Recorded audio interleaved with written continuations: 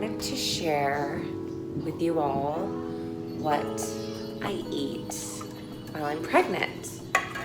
So I've been drinking celery juice, just pure celery juice, first thing in the morning on an empty stomach. It's literally the first thing that I have. That's food. I do have some water. I juiced up Benjamin's toast. My baby over there. I sliced him some pineapple. So I used about 12 to 14 stalks of celery. I rinsed the celery and I just juice them whole with the leaves and all here in this juicer. And this gives me about 16 ounces of pure celery juice. So I drink this on an empty stomach and I weighed about, you know, it's so crazy because even being pregnant, you would think I'm ravenous after having this, but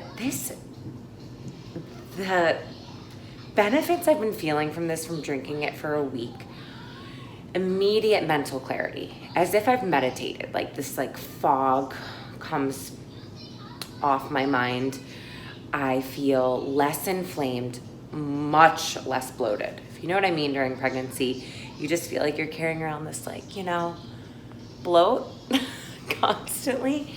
And my bowel movements have been incredible, which they usually are, but I was going through a little something there, which led me to trying this. And I just feel amazing. I feel really great. I have no inflammation in my body. I'm not swollen. I'm still wearing all my rings. And yeah, I just wanted to share this because I feel really good. And then I'm slicing pineapple. I love buying the pineapple whole because it's so fresh and juicy if you love fruit as much as me. And fruit will be my next meal of the day. So I'll show you, I have a peach, I'll slice up a peach, I have some berries, I'll make a little fruit salad. And yeah, let's see what I eat in a day pregnant, 8 months pregnant.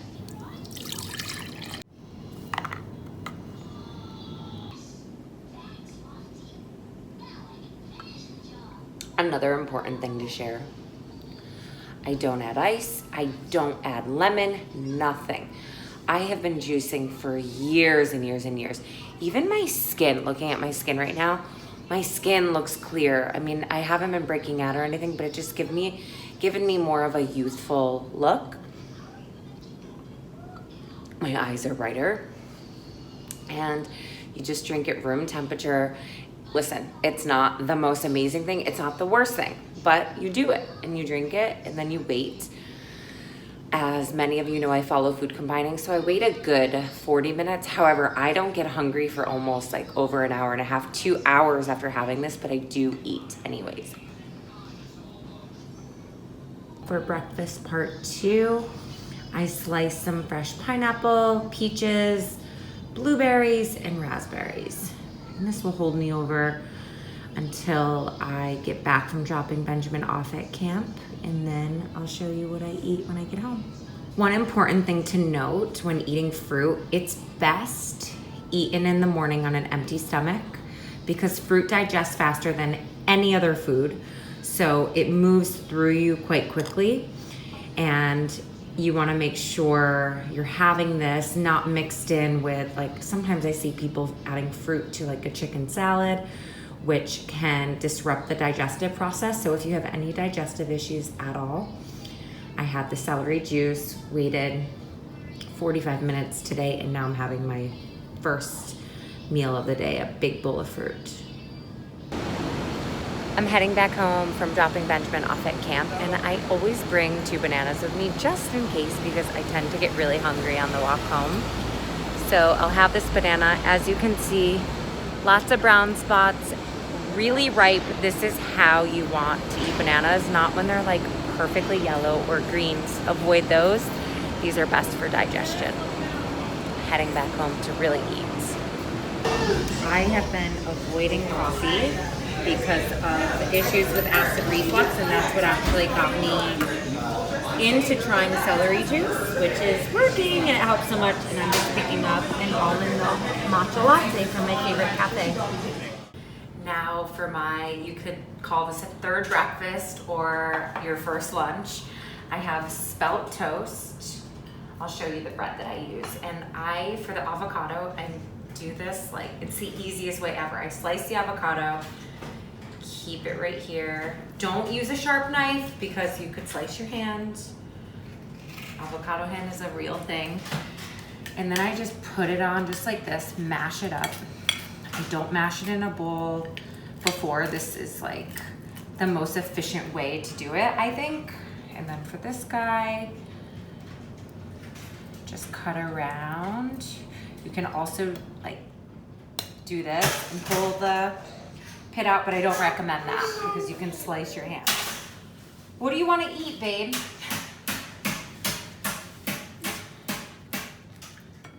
Okay.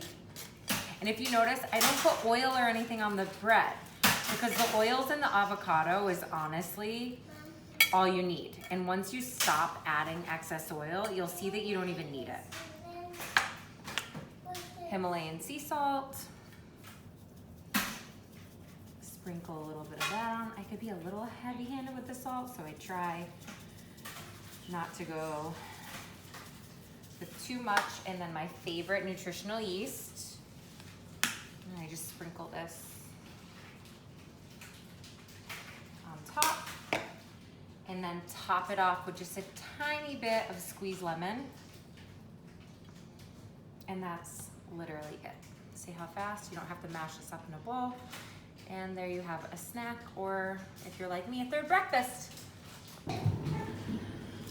So for lunch, I have chopped kale, and I always recommend, I have my simple dressing that I share all the time. My recipe is on my website. I will link that for you guys. So I just pour a little bit of this over the kale and then I massage it in. This is the key to enjoying kale, I swear.